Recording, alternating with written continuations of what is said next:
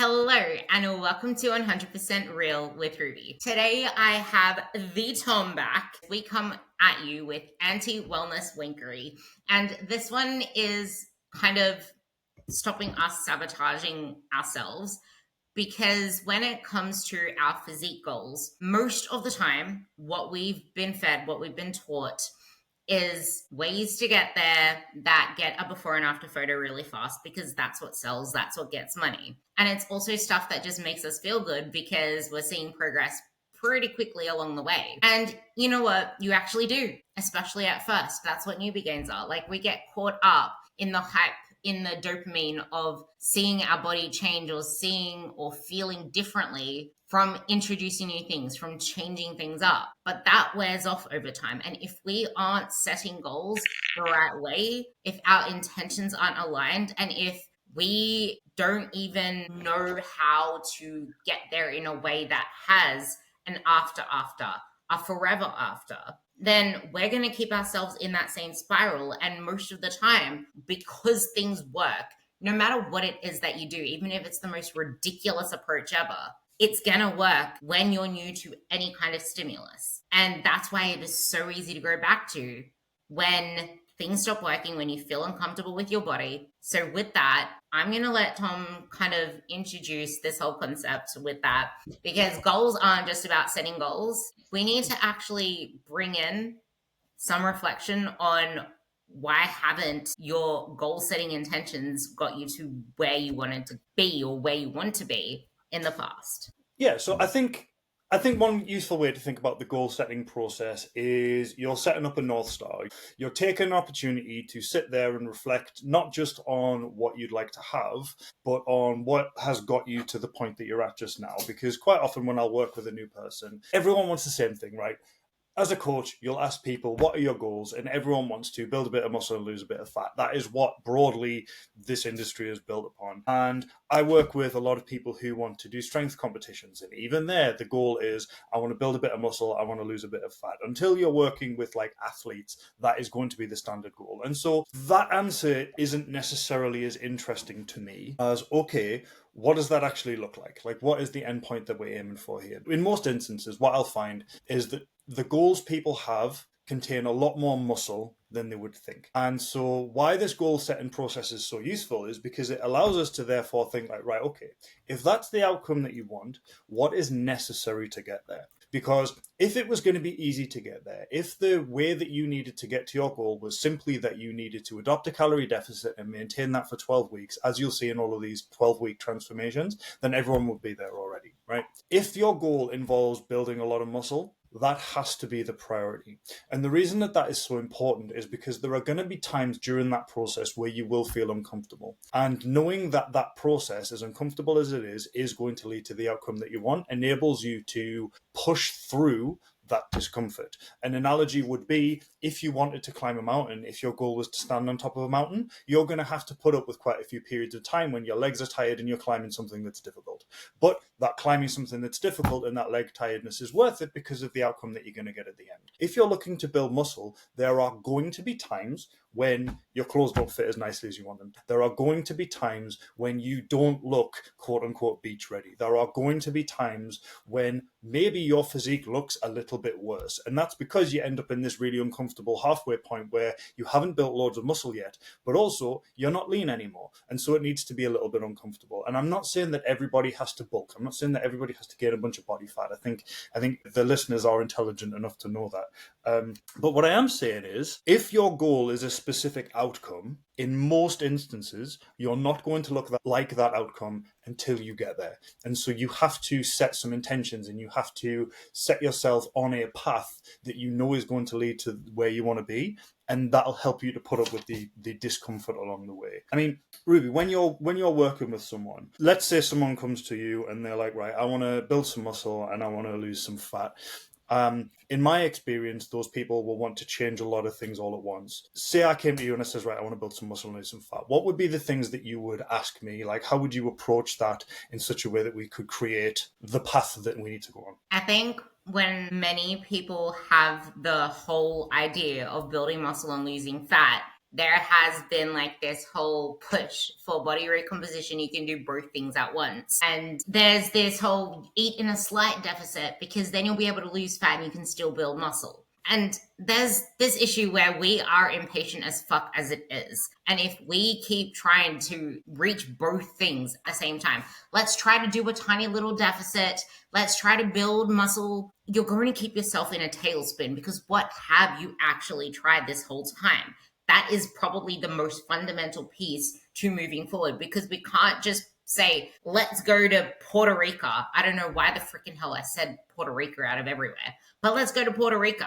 I can't give you directions to Puerto Rico if I don't know where the hell you are now. And if you don't know where you are now, a lot of the time we just set these arbitrary outcomes. We just check all these boxes. We knew where we were starting, but along the way we got lost in the process. And that's why we end up trying to ask for a coach or asking for help somewhere, because it's like, I don't know what to do. Then on the other hand, I have some clients who know very well what to do, but there's something that is stopping them from moving forward. Trying to keep forcing that without figuring out why it is you are stuck. Most of the time, it's because we hold ourselves to the same metrics that are used for fat loss to build muscle. It is really difficult to try to chase two different things at once. So how do I build muscle and lose fat? Well, let's actually just develop a baseline first, because it doesn't make sense to try to give you some target to move forwards when you don't have anything sustainable yet. I don't know where I heard it from, but we want to stabilize before we try to optimize. And it's very difficult to make changes to something that you aren't very consistent with yet. And if you are consistent with that thing and you're still not getting the changes you want, very rarely is the answer, let's add more or cut more food, because most of the time that has been your default approach. And it's ridiculous that fat loss is always the default these days. Everyone's shredding for summer. That is the only thing that people look forward to these days. Like muscle, shape. That's the thing that most women are wanting. They want to look tighter. We've already pushed the diet lever, the diet button for all these years already. What's the thing that we haven't actually pushed? The training. So the main thing that I go all into is the training, because that is 10 out of 10 times, the thing that is missing. Yeah. So and it's not when you say they need to stabilize, then what does that look like? Like what is it? What does it look like when a person is stable? What does it look like when a person's ready to optimize? Like, what are you trying to get people to? I like this, because this is something that I know that you do really well as well. But we need to figure out, what does your training look like? What do your lifts look like? What is your program like? Because if you're doing 5 days a week and you're not seeing change, we need to look at how you are actually training. What is the effort that you're putting in? Do you do your warm-up sets before you actually do your working sets? Because otherwise you probably get about 5 effective sets out of your whole session, because most of them were just ramping you up to a working weight. But then most of the time it's a nutrition thing. Like, are you eating enough protein through the day? Are you eating enough veggies through the day?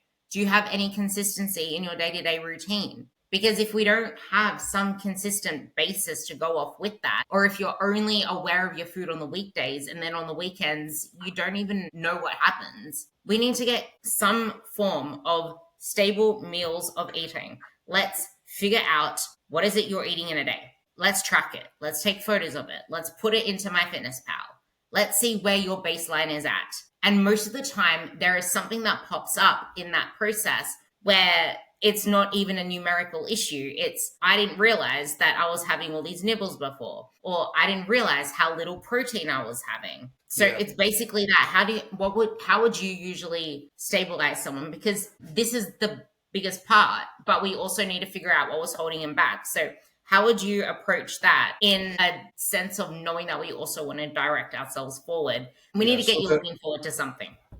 Yeah, so the first thing that I'll do with folk is, it's good to establish an outcome that we're chasing, because, as I say, that allows you to get through the suck. So it's like, right, what are we gunning towards? Cool, right? So whatever that goal is, whether you're wanting to lose fat, whether you're wanting to build muscle, whether you want to smash a marathon, whether you're wanting to climb the biggest mountain, whether you want to compete in the Olympic Games, whatever goal that is going to be the result of intentional choices that you make over an extended period of time. And when I first start working with people, people, the big problem that a lot of them have is that many of their choices are made unconsciously, or many of their choices are made reactively in accordance to whatever's going on.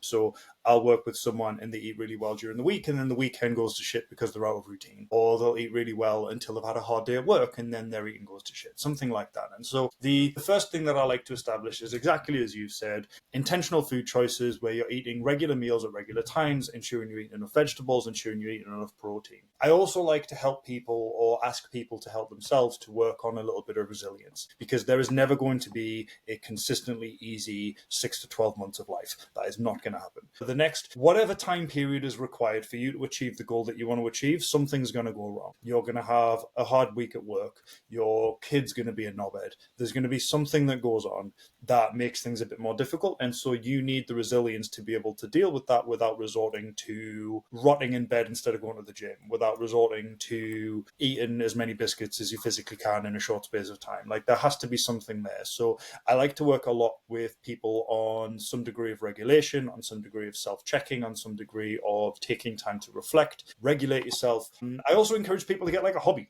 You cannot be a person that just gets up and does stuff that's necessary in the house and then goes to the gym and then comes back and then goes to work and then gets ready to do it again tomorrow. That is not a life. That is not sustainable. That is not going to put you in a position mentally, emotionally, or from a nervous system perspective to be able to take these conscious decisions. So we spend however long it takes to get there. And sometimes that can take 3 to 6 months, because some people have really difficult lives. Some people are very dysregulated. Some people are very disorganized. Wait. You just said something important. You said 3 to 6 months. Can we emphasize this part as well? Because, like, 3 to 6 months, I needed to highlight that. What will often happen is that during those 3 to 6 months, as you're getting better regulated, as you're getting better routine, as your nutrition's improving at the absolute baseline, you start making meaningful steps towards whatever outcome that you want. An analogy that I will make sometimes is that if your goal was to cross a lake and I gave you nothing but some pitch tar and an axe, you're going to spend a lot of that time building a raft, and it'll feel like you're not progressing across the lake, because it's like, I haven't even started to cross the lake yet, but you're building the boat. That is a part of progression. And so to get yourself into a position where you're going to have the stereotypical beach body or whatever, there may be a large amount of time where it doesn't feel like you're working towards that. It doesn't feel like your body's changing, because what is changing is your ability to get your shit together. And sometimes that takes a while. If your shit is very much not together, it can take a while to collect it all. But you should set your expectations such that you recognize that these improvements are happening. And this is one reason why I like people to take time to reflect. It's one reason why I like people to take time to actually think about things, and yes, journal and stuff like that, because it's really difficult to recognize the amount of important progression you're making when you go from having your food all over the place to planning it. It's really difficult to recognize the importance of things like 3 or 4 weeks ago when I had a really bad day at work, I came back and ordered a takeaway. And now when I had a really bad day at work, I came back and I had a herbal tea and I went for a walk, and then I had like a healthy meal from the air fryer that tasted really nice and was a little bit junky but was actually a better choice. Like, that is a big step forward. That is a really meaningful thing. And if you're not taking the time to think about this shit, you don't recognize that for the meaningfulness that it has. And so what happens is you feel like you're not progressing towards your goals, even though you very literally are. So once someone's got all of that down, that's when we can start looking at the big rocks. Like, okay, now do we need to start dropping fat or whatever? But as I say, alongside that, and exactly as you said, a big component of basically any goal that you set is going to be high quality, intense training. Going to the gym is fine if your goal is to be healthy and fit. If you want to build muscle, if you want to change your body composition, if you want to hit athletic goals, there are going to be times when you'll go to the gym when you can't be bothered, because that has to be the case. You're not going to be excited to go to the gym all the time. And there are going to be times when you unrack a barbell or you sit down in a machine and you're like, shit, this is going to be really difficult. This is going to be really hard. Like, I don't know if I'm going to be capable of doing this. And the goal that you set has to be valuable enough, and you have to reflect on it well enough such that you're going to do that anyway. I mean, Ruby, when you're working with people and they're coming to you and you're like, oh God, training was really difficult. Like how do you talk people around that? Like, what would you want to say to somebody if they came to you and they said, I don't know if I'm going to be able to train this hard. Like, I don't know if I'm going to be capable of this. Like, how would you talk them around I that? think this ties into exactly what I wanted to lead into, where we have this expectation of what things should look like. And that is the first thing that is going to set you back. And this is why I started this whole conversation with goal setting doesn't start with setting goals itself. It starts with figuring out the things that are holding you back, because you've made progress before, but something has always got in the way. These shoulds, these expectations. And most of it is from what we think it should look like. So we think that we should already be able to nail a squat or be able to just load something on the bar. But you didn't just become, like, doctors don't just become doctors. They start off not knowing a thing until they do their first class. You're not exempt from the learning process. The biggest cause of you never reaching your goals is shame. Shame because you feel like you should already have your shit together. Shame because you're struggling. Shame because you think you're the only one who is quote unquote faulty. You're not faulty, you're human. And there is no, like, there's just because you're struggling to figure out food and you think that you should be able to just manage it already. How? Who the hell taught you when you were a child? Most of the time, what you were modeled was not helpful. It was very much diet culture. And if it wasn't diet culture, unless your parents understood all of this stuff, which most of the time they wouldn't back then, how can you expect yourself to just gain master habits off the bat? If you don't allow yourself to take the time to go one step at a time, you're going to keep falling back to the same baseline level. Instead of trying to achieve all the time, why don't we just try to raise the floor? Because that usually is the biggest setback.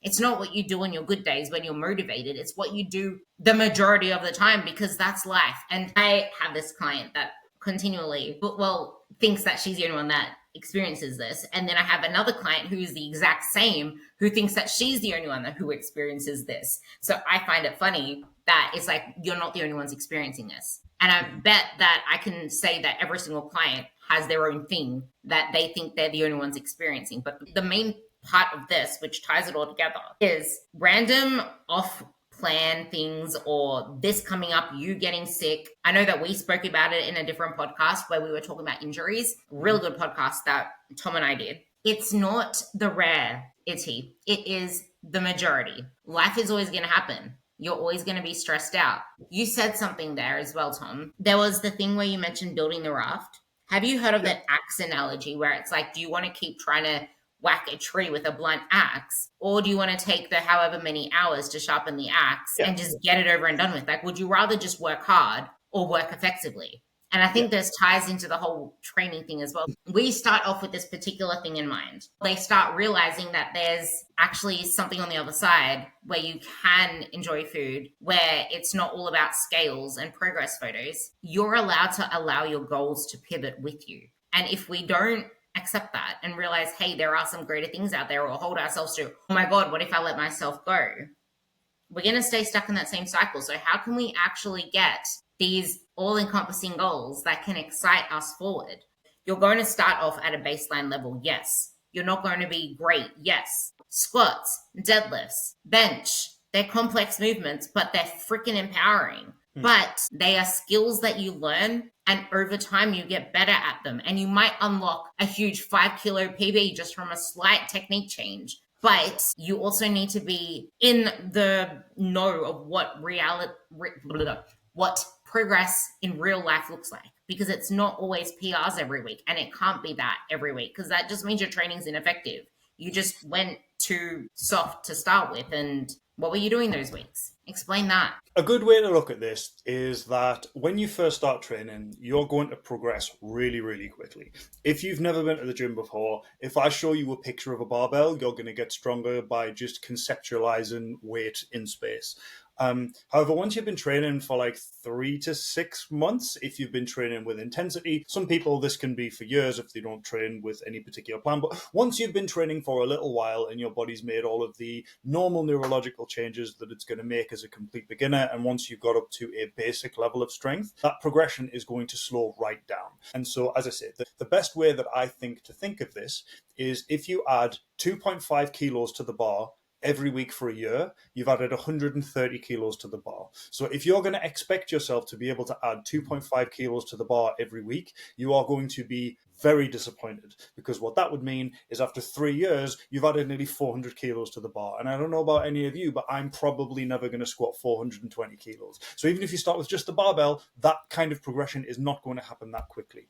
And so why it's really important for us to set a goal that excites us and understand that this means that sometimes you're going to go through the suck is because there are going to be lots of times throughout your training career, it is going to be the majority of your training career, the vast majority of your training career, you are not going to feel like you're making progress week to week. That is just how that works. If you feel like you're adding weight every single week, either you're a complete beginner, you're on steroids, or your technique is getting worse, because it just doesn't work like that. Or you keep chopping and changing exercises. Like if you go from doing lat pull downs to machine rows, you'll all of a sudden make new progress until you get used to machine rows. And then if you change the exercise again, you'll always feel like you're making progress. You're just not getting stronger. You're just getting better at new exercises. I think what you're saying about like it's really important to understand what this really looks like. This is where I think a lot of social media marketing does people a lot of disservice, because there are two kinds of social media marketing that are really common that I think are quite damaging. The first one is the everyone knows this, the big before and after photos, where someone takes a photo and it's like, look at my 12-month, they take a photo and it's like, look at my 12-week transformation, and they look incredible from week 1 to week 12. That is bullshit, because most of the time that is either going to be just a lie. Remember, people can lie on the internet. Like, God, these days it might be an AI image. Or it's actually going to be like a 6-year transformation. And all that's happened is that person spent 6 years building muscle. And yes, once you build a bit of muscle, as I've said at the start of the podcast, you might end up looking a little bit softer. I am not as low body fat now as I would like to be ultimately. But what that means is, at the start of this transformation, they've already taken the time to build the muscle. They've already taken the time to build the shape. They've taken the time to get good at the exercise. And then to just do a 12-week diet, because this, like, it's not hard to do that, right? Losing fat is a lot easier than building muscle. Losing fat is a lot faster than building muscle. So that's the first kind. And I think that does people a disservice, because if you're not showing the before, and you're not showing the after, a before and after is functionally meaningless. Because if you want to get those results, you need to do the work to get there in the first place. So that's the first thing. And most people don't show that. No, of course not. Like there's a really good, God, I wish I could remember what he's called. It's Darren something. Shout out to Darren something on Instagram. But he posts really good transformations from people at his gym. And it's like, oh, look, here's a 3-year transformation.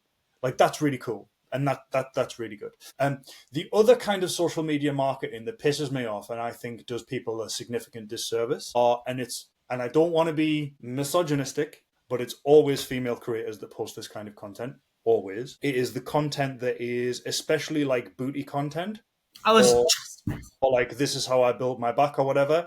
And they show bullshit exercises or good exercises done to like 8 reps in reserve. And the reason they do that is because when you train hard, you gurn, you pull awful faces, you get really sweaty, and it doesn't look good. And so the content that's going to do really well on Instagram is a person doing a hip thrust that is well within their training capacity. It's a person doing a squat that's easy. It's a person that's doing little booty band exercises or glute dominant cable exercises with fairly low intensity. And the problem I have with this is that this creates an image that this is what training looks like. And so if my training looks like this, then I'm going to get the same outcome. Whereas actually, Ruby, something that I think you do really well is you show the intensity that you train with. Like, you show how hard you actually have to train in order to get the results that people want. And it is really uncomfortable. And I think it takes some exposure to that. And going back to like the baseline thing, one of the hardest things you need to learn is you need to learn how to train hard, because you can feel like you're training hard because you push yourself and you get the burn. But what you'll find is when you're doing something like a leg press, your quads will start burning and it's really uncomfortable, and you'll be 8 reps from failure. You need to do 6 more reps in order to get quite close to failure, and that's where muscle is built. You also need to learn to coordinate your muscle contractions, and you need to learn to brace. And the coordinating muscle contractions thing, that just happens with practice. That's not a conscious thing that you learn to do yourself over time. You just need to get better and better at pushing closer and closer to failure. You need to get good at bracing so that you can push through the difficult part of a rep without going, oh no, I can't do that. And none of us are born with these skills. Like, this is not like when I'm saying you need to learn to do that, that's not me being like condescending. Like, you need to learn to do that. Like, it's hard to train hard. And if you've never been taught to do that, and you've been told by Instagram fitness that what hard training looks like is you have perfect hair and perfect makeup and you're not sweaty and you're wearing matching gym kit and you get a few reps in and then you pose for a pump in the mirror, then you've been lied to. And I think that is really damaging. Just before I finish, someone that I will give a shout out to, a fellow Australian, but she goes by Train Ugly Fitness on Instagram. So train _ugly _fitness. Lazy boy, spelled BOI. She trains like an absolute demon, and I think she's really good at illustrating what hard training looks like, just like Ruby is. And I think if you can, like, it's one reason why I encourage people to follow powerlifters, because powerlifters, by and large, have great physiques. And it's funny because I don't see any of them doing cable fucking kickback. No, and there's nothing wrong with a cable kickback, but if you're going to do a cable kickback, do it within 1 or 2 reps of failure, because just doing it until you get a pump or doing it until you get a burn, that's not going to build muscle. I mean, Ruby, do you have anything to add to that? Because you just said a bit, so I'm going to try to condense it. Sure. But there was something that you said about the skill of training hard, and that just reminds me of one of my ladies. When I started to realize that she was only starting to really push some of her numbers up towards the 8th week of her program, and I used to give her 8 to 10 weeks of a program because I extended it 2 weeks each time because it was on that 8th week that I saw the numbers tick up. And I'm like, you know what? For a while, she's been with me since 2017. So I'm like, you know what? We're going to do 16-week programs, because it's not until week bloody 8 that you start to actually take your lifts seriously and train with intensity. And it was since then that her body really started to change. She has never had glutes that she has now or legs that she has now, because she has learned to train to failure. And the thing is, exactly like Tom said, if you're always changing your programming, always changing your exercises, how are you expecting to build up a ability or the skill to train to failure? Like something with the leg extensions for me, I am someone who also struggles with pushing into discomfort on the leg extensions. Even Tom called me out on this. Mm-hmm. And that's why when it comes to leg extensions, it's something that I would normally aim to at least increase 1 rep out of all of my sets. Just 1 rep. You don't have to increase 1 rep on every single set. Just challenge yourself to increase 1 rep on 1 set. And if that still feels easy, then I would say increase the weight. And that is something I usually say as well, increase the weight on the 3rd exercise. But then something else that you mentioned there, people think that they're just meant to look leaner once they start building muscle, because muscle's lean. Muscle makes you look tighter.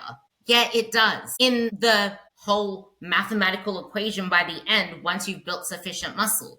And the thing that I really liked about the reel that I shared you about, yeah, it did gain some body fat. The thing is, when you're starting to eat more, you're going to feel more fluffy because you finally have a hydrated body. You finally have carbs. Carbohydrate. You're hydrated, but also you're training harder. That's going to fill up with muscle glycogen too. But if you are starting to push into the higher range of maintenance, into a slight surplus to build, that is going to get you a leaner physique long term. But in the meantime, we need to appreciate the fact that you're not going to get the abs, the tightness that you want if you keep avoiding that discomfort, because it's just making you fluffy. Yeah, it's a process, right? You've got to build the muscle and then you've got to lose the fat that covers it. And if you don't do the first step, then you just keep doing the losing fat. It's like, well, there's nothing, like, it just doesn't work like that. I also think something that you've pulled out that I want you to expand on now, because you talk about this often. You talk about lean legs and people wanting to have lean legs and people wanting to have like tight legs. What I think is probably useful for people to recognize is when you have lean legs, they're still not rock hard, right? I was going to ask you about this, Tom. Mm-hmm. My chubby, I'm just going to say, my chubby little inner thighs keep rubbing each other now when I'm running, and it's really freaking annoying. And I think that fits really perfectly into this conversation, because muscle still jiggles. Muscle, like, I remember when I would put my legs down on a bench and I would just beat myself up over the fact that they're these tree trunks. And this was back in high school days. Like, I hated my legs more than anything. I would cover them up. I would never wear shorts. If I wore shorts, I would cover them up with something. I would only wear skirts. I hated my legs. And this is something that carries on into the now, where you're trying to build muscle. And you can't expect to build leanness if you're going to avoid you can't dispute the fact that you're going to have to upsize your pants at some point because they don't make clothes. The majority go into a shopping mall. The majority of people do not lift. They don't make clothes for you. Those pants are not made for you. Your quads are not going to fit in normal people pants. If you keep trying to tie yourself to those pants, then stop asking for lean legs because lean legs are muscle. And the only reason mine look leaner and stay leaner, even with a higher body fat percentage, because even when I was a higher body fat percentage, I still had lines in my legs. Why? Because I had that much more muscle mass. You can look leaner at a higher body weight, a higher body fat percentage, if you've built that muscle. And what built my legs was powerlifting. What built my legs was a lot of strength training with intensity. It wasn't like Pilates and doing light resistance circuit stuff. It was actually training with intensity. It wasn't dieting. You can diet all you want, but you're not going to build the muscle because training with that intensity, this is probably something really good for you to touch on to tie it off once I finish this bit because I want to talk about something else you said. But training with that intensity and being able to progress that over time, Tom, make sure you bring in what you said to me about you need to eat for strength. And if you want to actually feel like you're progressing, then you're going to have to eat. I want you to bring that up here for the people listening to this because if you feel like you're not making progress and you can't see it anywhere, Tom's got an answer for you, which he'll mention after this. But you need to fuel that progress. You need to be able to fuel yourself to perform.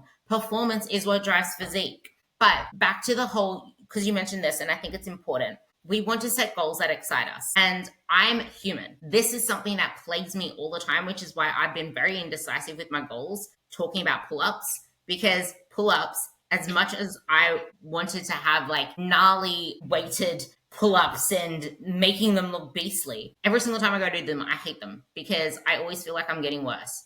I feel like I'm weaker. And the thing is, pull-ups are really freaking hard.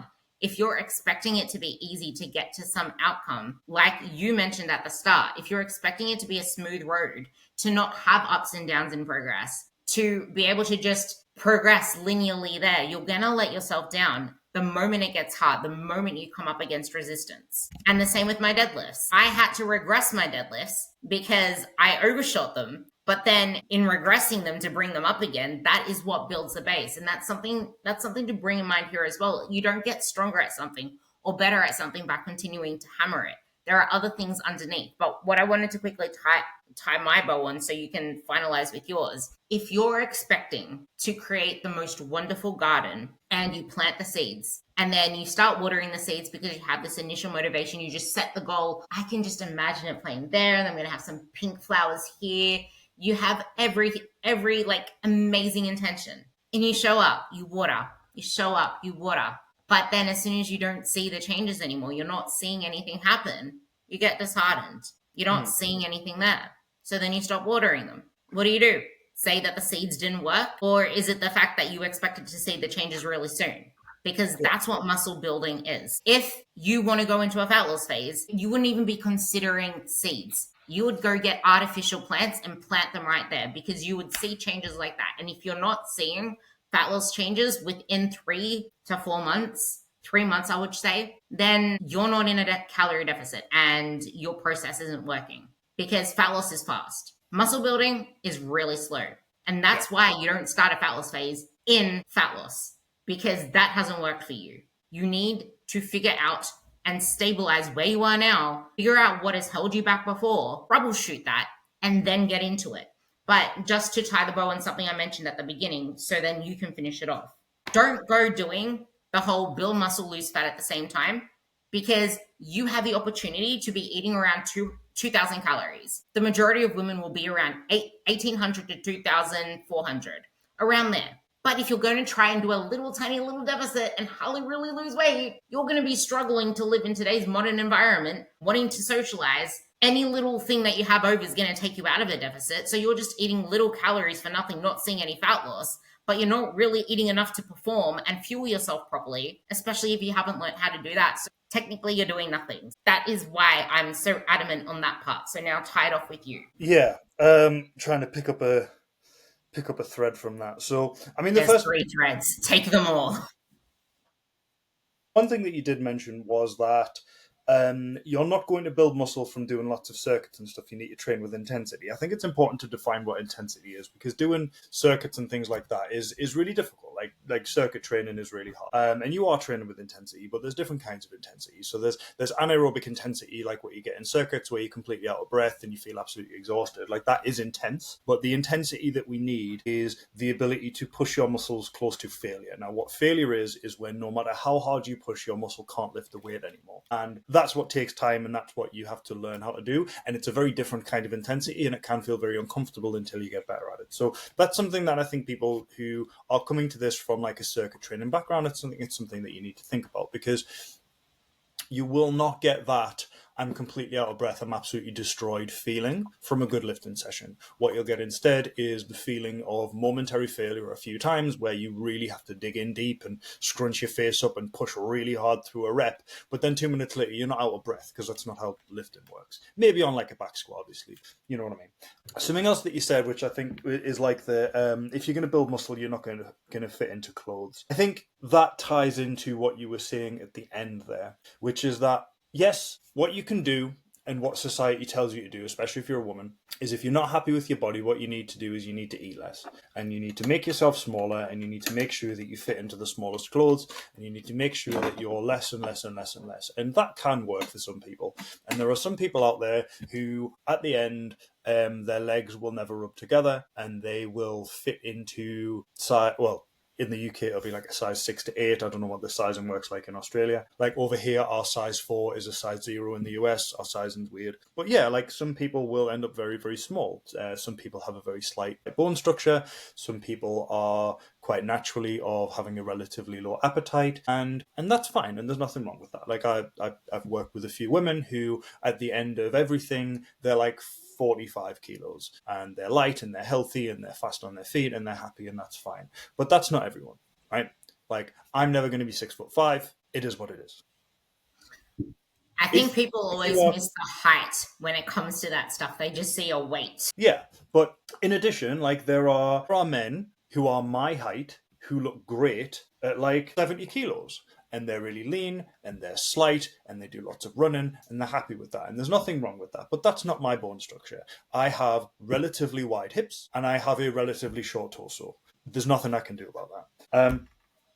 And I think if you look online and you are consistently met with the idea that, if your legs rub together, that's really bad and you need to fit into really small clothes and blah, blah, blah. If that's not your bone structure, that is a goal that you're going to keep chasing, and you're going to keep eating 1,300 calories, and you're going to keep trying to make yourself smaller, and it's never going to work, and you're going to feel really sad about it, because, as Ruby said, lean legs do not feel like wood. Lean legs are still soft. Lean arm is still soft. Lean stomach, for the most part, is still soft, unless you've just woke up in the morning. Anyone that you see who's got a completely flat stomach, that flat stomach goes away after they've eaten something, unless they are doing a lot of stuff right and are quite a long way along their training journey. Like, that takes a long time to get to. Training journey of training intensely, which is why the training is so freaking important here, because you're not dieting that shit on. No, you're not dieting to that point. Like, that person has very, very well developed abdominals. They have a very well developed lower back, which keeps their stomach looking tight, blah, blah, blah, blah, blah. Anyway, so the choice that a lot of women are often faced with is eat like shit or eat to get smaller. And I think what you said, where like most women are going to benefit from eating 1,800 to 2,400 calories and building a bit of muscle, is true. The best physique that you can have is different to the best physique that someone else can have, dependent on bone structure, genetics, and so on. And if you're consistently ignoring that, you're going to be consistently disappointed. In the same way as if you have African hair and you take care of it like a Caucasian person, your hair is going to look like shit, even if you're doing everything right, because you're not adapting the approach that you need to make to the genetics that you have. And so the best body that you can build with the leanest legs and the most everything blah, blah, blah is probably heavier than you think it is. And that means that you need to let go of this societally driven expectation of having a thigh gap, of being a waif, because most women can't do that. Most women could do that, but you'd be hungry forever and never have any energy, and you're going to feel like shit, and you're going to eat so little that you're going to end up with hollow bones and no muscle mass by the time you're 65. You're going to fall over, break a hip, and die. And that's This not where goes we to want what we said with the more muscle you build, the leaner you look at to. a lower body fat percentage, but that shit takes time. Yeah, like someone who I think is an incredibly good. And it's difficult while you're looking for that. It's difficult to imagine progress or to even find ways that you're progressing if Mm, you only look to the things that you've been taught to look for, or you only look at the surface level things, like what does your physique look like? Which is why when I set my goals for Tom, I'm like, I want glutes and I want delts. So what am I going to prioritize? I want a Bulgarian split squat that is heavier than my body weight for 6 to 8 reps. Because if you're strong at a Bulgarian split squat, you can bet your ass that your ass is gonna grow. Same with your RDLs. So instead of setting physique goals that you're going to measure by what you see in the mirror, which is never gonna happen because you see yourself on a daily basis, that's not gonna, like, you won't see the changes. But if you can set them based on the actions that get you there, the things that can excite you, I still want you to tie up with that because I think it's so important. Then you can start to have that forward progress. And also, you can't expect to see that progress if you're continually underfueling yourself. yeah, it's just letting go of this thing that you need to be smaller. So someone that I would definitely recommend any women to follow is someone called Shelley McCoy. She plays Saber in the latest season of Gladiators. I don't know if Gladiators is a global thing or if it's just something that's on in the UK. But Shelley, SHELI_McCoy. She's from Scotland. Like I've known her for years, but she looks incredibly feminine. Like she's not someone that you look like, oh, you look really bulky, like you look really masculine. She's a very feminine looking woman. She's not tall, and she's like, I think the last time I spoke, I think she was in like the low 70s, low 70 kilos, because she's got massive quads and big glutes and strong shoulders and big arms, and she's a fucking gladiator, and she trains like a demon, and she's strong, and she's got that way not by eating 1,300 calories and trying to be as small as possible, but by deciding, right, my goal is to get really strong, get really athletic. So what I'm going to do is forget body composition. That's not the goal. The goal is to be like she does CrossFit. It's to be extremely good at CrossFit. I want a big front squat. I want a big clean and jerk. I want a big deadlift. I want a big back squat. I want a big bench press. I want a big overhead press. So I'm going to train and eat for those goals. And by doing that, she has built a physique that is now got her on Gladiators. The funny thing is that it wasn't until I started eating more food and training really freaking hard that I started getting asked, do you compete? And this was for bodybuilding. Like, I never got asked that question in my life when I was dieting, when I was trying to get abs. I looked like a soft, puffy little thing because going off the genetics part, just because I think it's important for me to say this, you're probably the first person I have not yet once complained to about how much I hate my waist and I need to just lose my waist. Because my whole life, I was obsessed about changing my waist. But I had to accept the fact, actually, I will complain to you because you said something about my belt being too low. I can't get it higher because my rib cage is there. I don't have a waist. This is the point. Like, the only thing my waist is now stopping me from is not needing to pee myself because my deadlift belt is too low. But I used to want to change every part of my waist. And because I hated the fact that I felt like everything stored on my waist, that stopped me from ever allowing myself to eat more food. And because of that, I never got the hard, lean, toned look unless I was eating 1,100 calories or actually 1,000 calories in the last couple of weeks of my comp. But that was like 7 kilos ago when I was 7 kilos lighter. Whereas now I'm like maintaining a pretty solid-ish midsection, 7 kilos heavier than my stage weight. Like, that's what muscle does. Absolutely. And that's a really good example because, I mean, you do have a waist, but the reason you don't have a really prominent waist is because you've got a relatively short torso. And there's no amount of dieting that's going to get rid of that. And so it's a case of like getting comfortable with that. And if you're listening to this podcast and you have relatively broad hips and you tend to store a lot of weight on your legs, there is no dieting that's going to get rid of that. That is your genetic makeup. So you've got two choices. Either you can try and fight against that, eat 1,000 calories a day and try and diet yourself into oblivion, feel like shit the whole way and find out it doesn't work anyway. Or you can think, right, okay, my genetic makeup is to be a little bit heavier. So why don't I maximize that?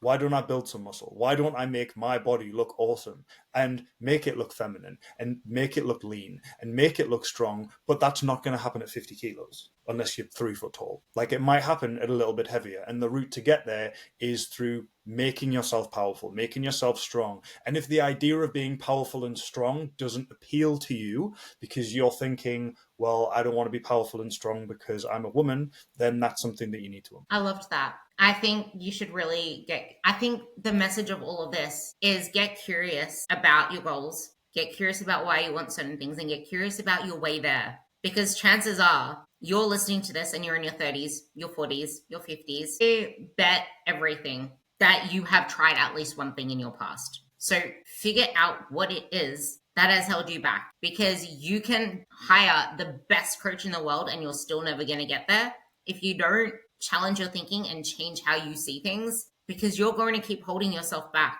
And the best coach in the world will get you to challenge your thinking, but you'll keep blocking it off because of the fears that you have.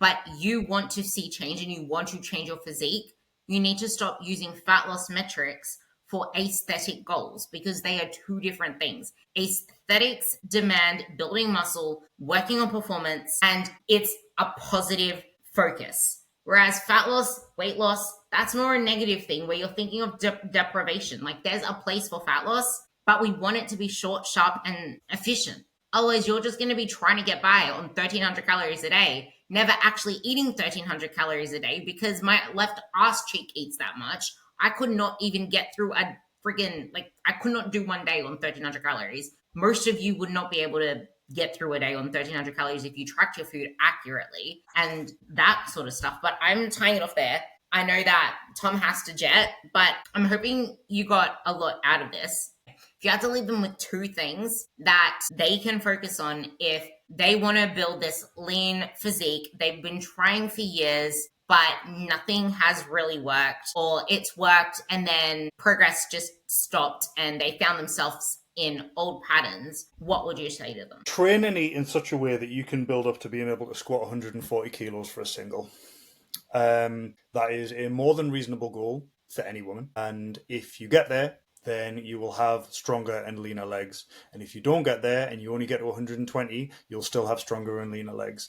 But that is the kind of goal that I would recommend that you take. Even if being strong for the sake of being strong isn't a goal that you have, if you set some piss-take strength gain goals and start eating and working towards them, first of all, you're going to train in such a way that allows you to build muscle, which is going to change your physique. Secondly, you're going to eat in such a way that facilitates that, which means that you're going to sort your digestion out. It's going to mean that you're eating in such a way that you've got plenty of energy, which means that not only can you train, you're also going to be eating enough so that you've got the energy to deal with all of the stress and all of the external things that happen, things at work, things with your kids, things with your partner. You're going to be eating enough to be well fueled enough to deal with those things. And then also you're going to start noticing incremental improvements towards that outcome. And those incremental improvements towards that outcome are where motivation comes from, because it's very difficult to say that you've had a crap week when you've added 5 kilos to your back squat. And so if you're eating and training in such a way that you are going to achieve something like that, you will find a lot more progress towards the outcome that you want than if you exclusively try to eat as little as possible and train in such a way that facilitates fat loss and then step on the scales every single week and hope for the best, because that's what you've been doing this whole time and it hasn't worked. So you might as well change your approach. I love that. Thank you guys for listening to this podcast. I hope this gave you a different way of viewing your goals and a different way of setting them. And if anything resonated with you, reach out to either Tom or me. Let me know. And please, please get me to 100 5-star ratings. It literally takes a second. And if you shoot me a message, I'll see if I can send anything free to you. And yeah, thank you guys for listening, and you'll hear me on the next podcast.